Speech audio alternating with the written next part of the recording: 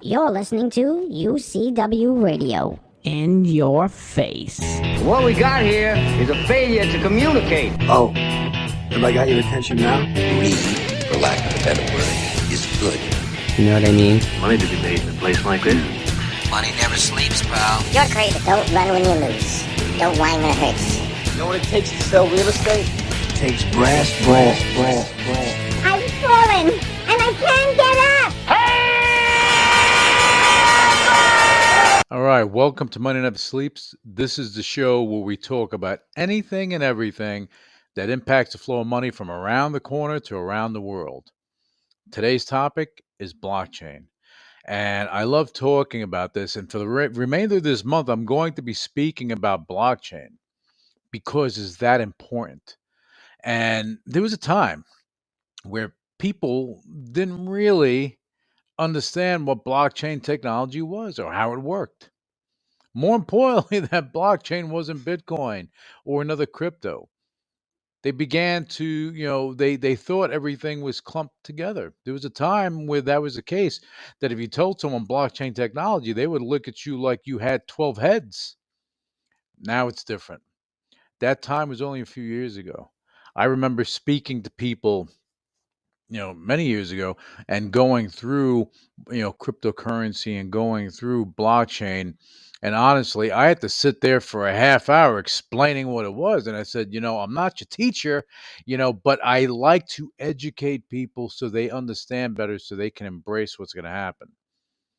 Now you have people that are doing this, they're learning about this and they're involved in it and they're understanding what blockchain is, but now all of a sudden they didn't know about cryptocurrency till not too long ago. Now all of a sudden they're experts and all of a sudden they're giving advice and they're guiding people with their crypto knowledge, and it makes me laugh that happens. But at the same time, it's probably a good thing because now you have more people that are involved that are understanding it.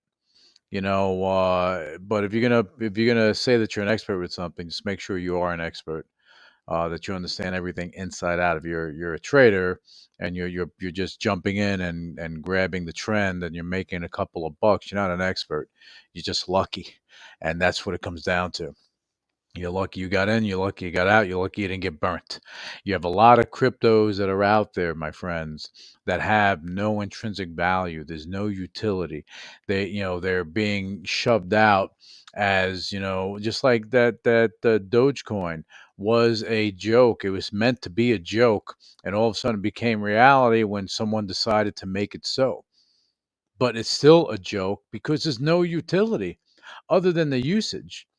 Bitcoin, on the other hand, Bitcoin, people look at it as, you know, I mean, it is the grandfather of crypto. It wasn't the first. This wasn't the first iteration of cryptocurrency, but it was the one that stuck. It's the one that people used, or they use more often. Way back when it was developed, it was meant to be a form of currency. And when Bitcoin began to really erupt and grow and build in popularity, had to do with the fact when people began to realize that Bitcoin is more of a store of value than a currency, where you're not going to go use Bitcoin to buy milk and bread and buy tickets to a flight to Vegas, or you're not going to go and do all these things. But if you look at it as a store of value, it's like digital gold. It's there that is something that can accrue in value, just the same way if you have a stock or a bond or something of that nature, the upside potential is there. But because of the volatility, the downside potential is there. So it's a risky type of investment, but I think that the prospects are going to be great once they figure it out further, and they're figuring it out now. You have futures that are traded on it. You have other things that are happening. You have you have ETFs that are the exchange traded funds that are based on Bitcoin. So you have a lot of this stuff going on, and these are things they didn't want. These are the things that they fought for so long, but now all of a sudden everyone is embracing it. You see Tim Draper, he's embracing it big time, and I loved what he had to say about it. That as far as the future and where things are going, and this is the future. You had Charlie Munger of Berkshire. Uh, he's iconic in his way, but he made a comment that he wished that cryptocurrency never existed. Now, the reality is when you do something like that and and there's real technology that can change a lot of things, it's not so much about Bitcoin or other cryptos or it's about the technology that of what could be, of how it can be integrated and what can be. And I'm going to go into that in a second. But with what he said he wished it never existed, that it's the worst thing ever. I don't agree with that. Cryptocurrency, granted, you have 99% of these cryptos that are out there have no utility at all whatsoever. They're there trading, and people are, look, they're running around blind. They're trading things, and they're lucky to line up with their with whatever they benefit from it. They're lucky to do that. But it's just like the penny stock craze. People jumping in, jumping out. Then when they got slammed and they got scammed or something transpired, then they were crying to the SEC. In this case, if you're going in, going with your eyes wide open, knowing that you can take a hit, knowing that you're taking a risk, but understand what you're getting involved with. See what's happening. If you're going in as a trade, great, you do that.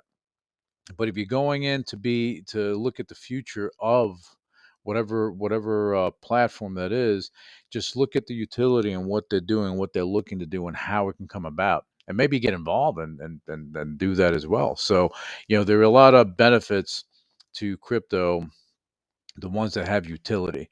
Ethereum is another one. They have extreme utility because as opposed to them being a currency, they're not. I wouldn't even say it's a store of value. I think it's more of an investment vehicle because they have a utility where they allow other cryptos to be built on that backbone, NFTs to be built on that backbone. So they provide the platforms, the technology for this. Now, you have a lot of coins that are out there, a lot of cryptos that are out there that are based on Ethereum. Okay, so does that bring value to Ethereum? Sure, it does. Now, is Ethereum the only show in town? No, it's not. You have other projects that are coming up that'll go and give competition to the space.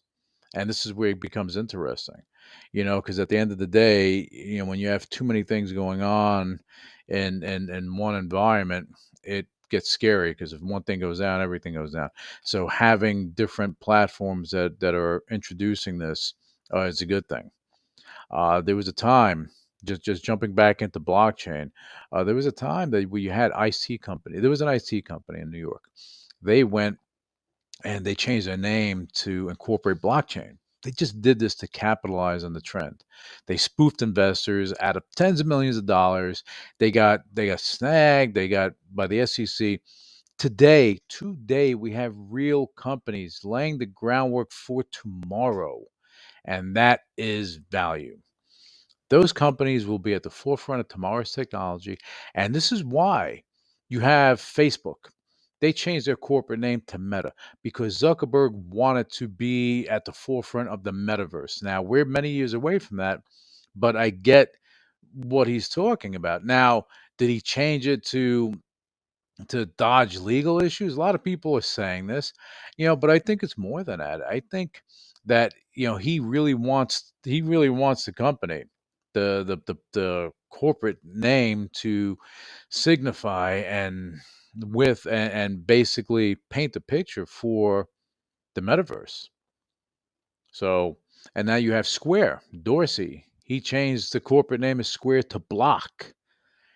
He's a big advocate of Bitcoin. That is no secret. He's a big advocate of crypto. And I'm telling you that Square, which is now Block, will get further involved in this space. And they're embracing it. And I'm sure they're embracing blockchain technology some way within the system.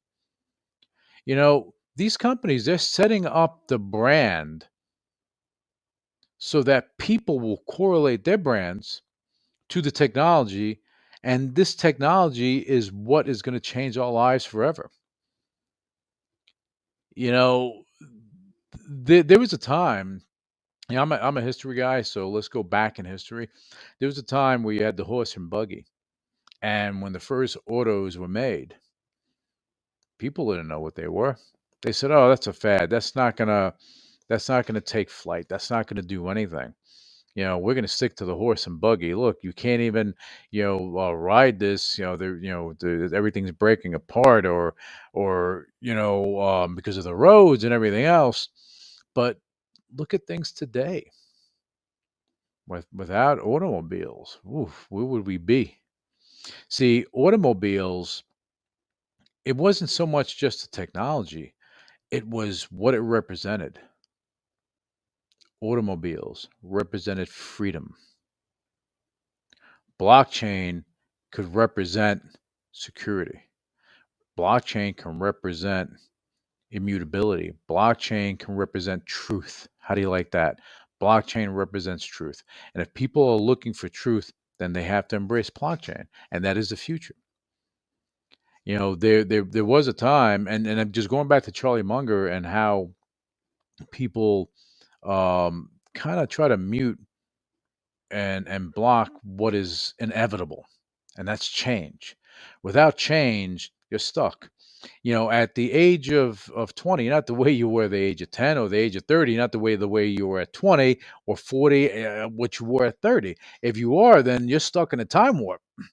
And I mean, you got to grow, as people, as a society.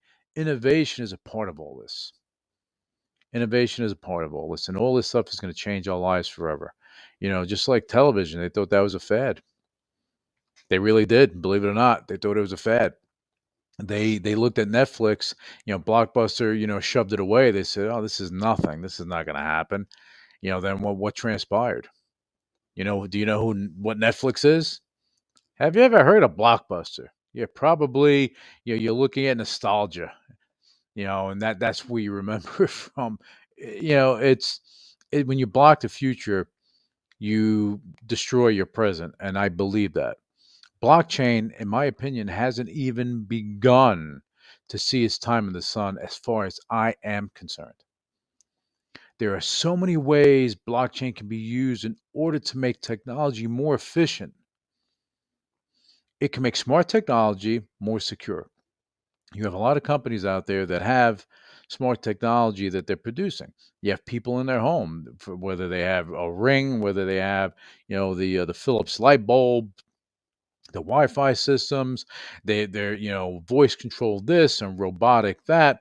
The bottom line is even appliances that have the Wi-Fi capability and they're able to report things. If you go and you go to Discover on your Wi-Fi thing, a lot of these devices will pop up if you're in close proximity to the house, and that's part of the issue. Where's the security? Just the same way a hacker can go buy a smart vehicle if they're really good and they can hack it. They can open the windows, they can start the car. It's scary. It's scary. So just imagine you're at home and somebody's messing around with everything. And what about if your information as your refrigerator or your stove or something else or your Alexa or whatever it is that they're transmitting stuff, and then all of a sudden, boom, it's intercepted. Okay, that's not so secure. So there are so many ways that blockchain can be used in order to make smart technology safer. It can make it more secure while giving consumers and service companies the ability to not only monitor an appliance or device, but also to securely transmit the details and protect people's data. Data protection. This is a key thing. This is a key thing. I've heard so many times over the past 6 months how certain schools and businesses and credit card companies, financial institutions, they were hacked. They were hacked. All this data, all this information, tens of millions, hundreds of millions of people's names and information, whether it's a Target, whether it's a credit card company, whatever it may be, whether it be a Netflix. The bottom line is this information was hacked and taken, and what happens to it? is taken and is sold on the dark web, and people are doing this, and this is what transpires.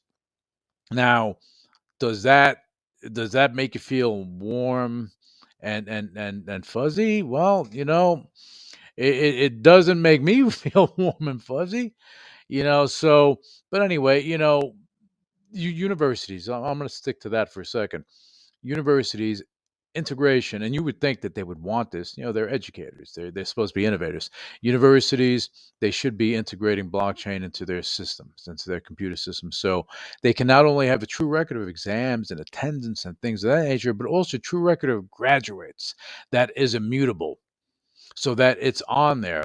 And eventually they can go and put, graduates from the beginning of time. That'll take a lot of work and a lot of money probably, but they can have an immutable record that'll be there forever. That'll be there in the next, few hundred years. And that is a positive thing. There'll be more integration as time moves on, no question.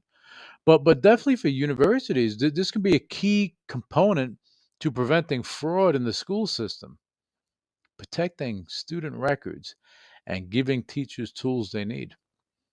Allowing students to communicate with their teachers virtually in a secure manner. You have, companies like Zoom, yeah, they have this technology and everything, but people can, they can go and bust into a Zoom room if they have a code or something and easily just go in there. Where's the security? There is none.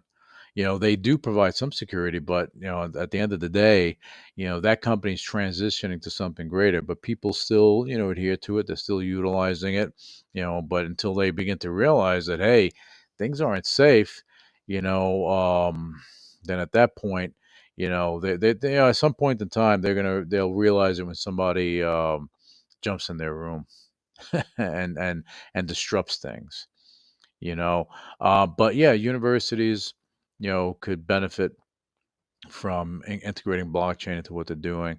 Blockchain technologies is integrated to every platform that Mega Hoot Technologies has developed, and all of that is for a reason.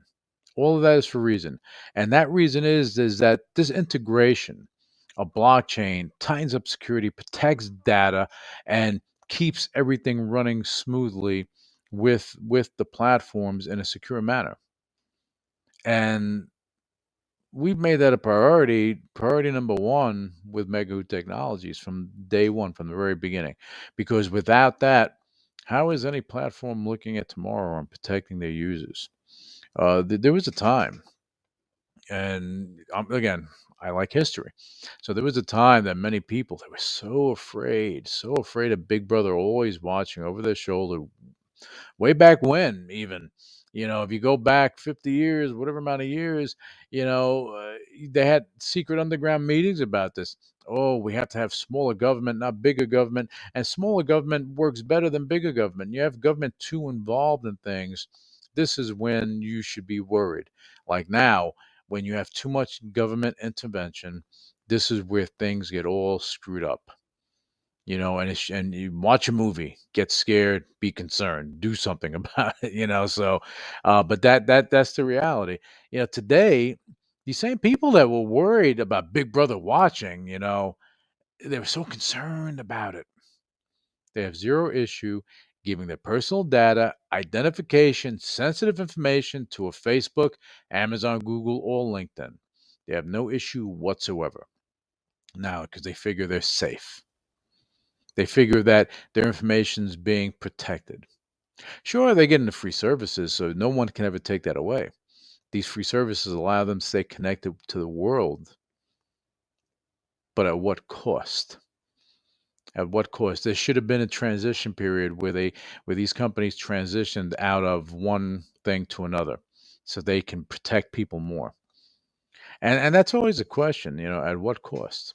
What do you give up to get something? Identity theft has grown tremendously with identities and credit card information being sold off on the dark web, as I mentioned earlier. It's happening all the time.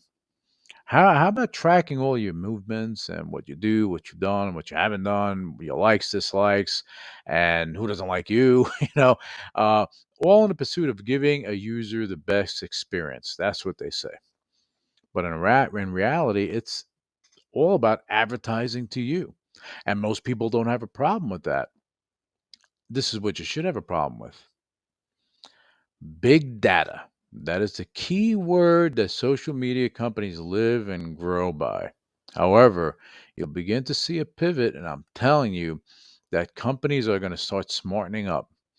Okay, Twitter is already starting this. They're going to start pivoting into paid products. Now, they may lose a lot of people, but the people that are paying for the products will help to continue to build the companies. So as people begin to learn that there are alternatives to your big social media companies, where not only they can utilize it, but they can also monetize it. They can go and build the business on it and that type of thing, but in the most secure way. When they begin to realize this, they're going to embrace it in a big way. In a big way. And I do implore people to go and just look at Mega Who Technologies and what we're doing with the company. And we've taken all these things into consideration. And this is why was what's there and what is being built and what's being worked on in the back room is going to bring platforms and products that are going to benefit people. And that is a given.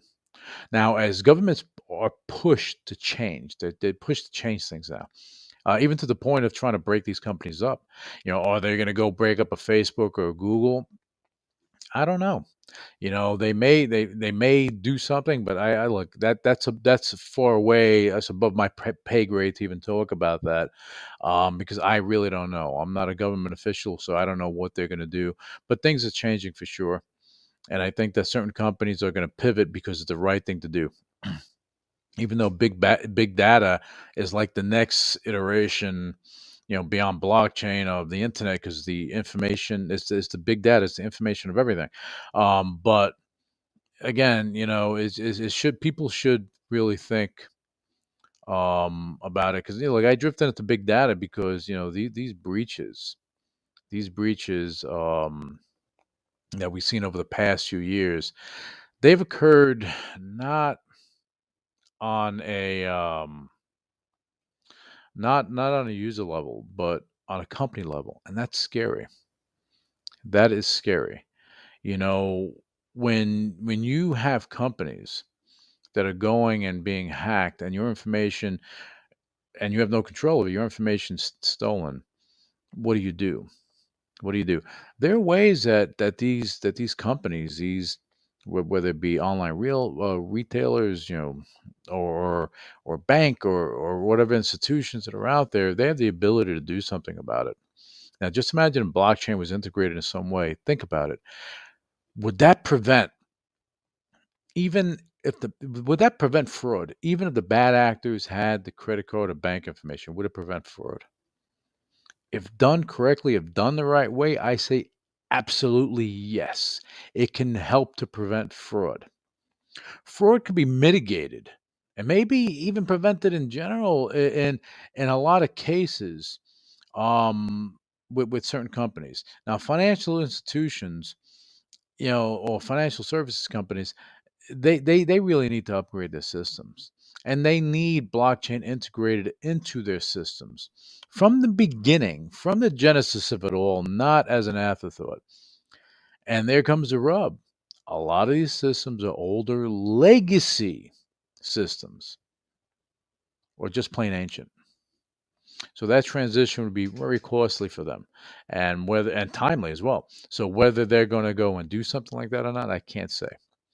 I can't say, but I will say this: blockchain, it's definitely the key to unlocking a great deal of value and a great deal of things. And the companies that have it across the board, well, those companies will be your next round of leaders. They'll be the ones that are going to be paving the way for tomorrow. And some of these companies you probably never heard of, but they're coming, and you should have some awareness of them. Now, I'm shying. I shy away from the word unicorn. I don't like it. I don't like when people throw that around. Like, I'm a unicorn. You're a unicorn. You're a mystical animal that doesn't really exist in reality. That's what your company is. I don't like using that. Okay. The reality is I rather use the word thoroughbreds. So if a company's a thoroughbred, that tells me a lot. That means that they are doing things and people can relate to a young winning stallion rather than an animal that doesn't exist. I'd rather be a thoroughbred. And that's about it for this edition of Money Never Sleeps. I am going to take the entire month of December and I'm going to be speaking about blockchain on every show. So if you enjoy learning about blockchain or hearing my insight, then definitely tune in. And I appreciate you listening to the show. Yeah, so I'm gonna bring in I'm gonna speak more about it and things that are transpiring. And again, and I mentioned earlier a couple times, um, I would tell you go look at Megu Technologies. Go to megu.com and see what's happening there. A lot of good things, a lot of things that are going to change how things are being done now, and it's going to be interesting. And I would go more into it, but I'll go into more into that on another show. But again, thank you for tuning in, and I'll be back with you for another edition of Money Never Sleeps soon enough. Until then, you guys have a great trading day and a great trading week. Initiating shutdown sequence. You're listening to UCW Radio. In your face. What is your major malfunction? So let it be written. So let it be done. Ladies and gentlemen, my mother thanks you, my father thanks you, my sister thanks you, and I thank you.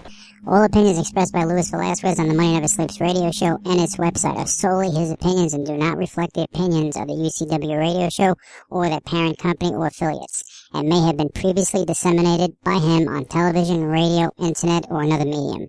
You should not treat any opinion expressed by him as a specific inducement to make a particular investment or follow a particular strategy, but only as an expression of his opinion. His opinions are based upon information he considers to be reliable, but neither the UCW radio show nor its affiliates, parent companies, and or subsidiaries warrant its completeness or accuracy, and it should not be relied upon as such.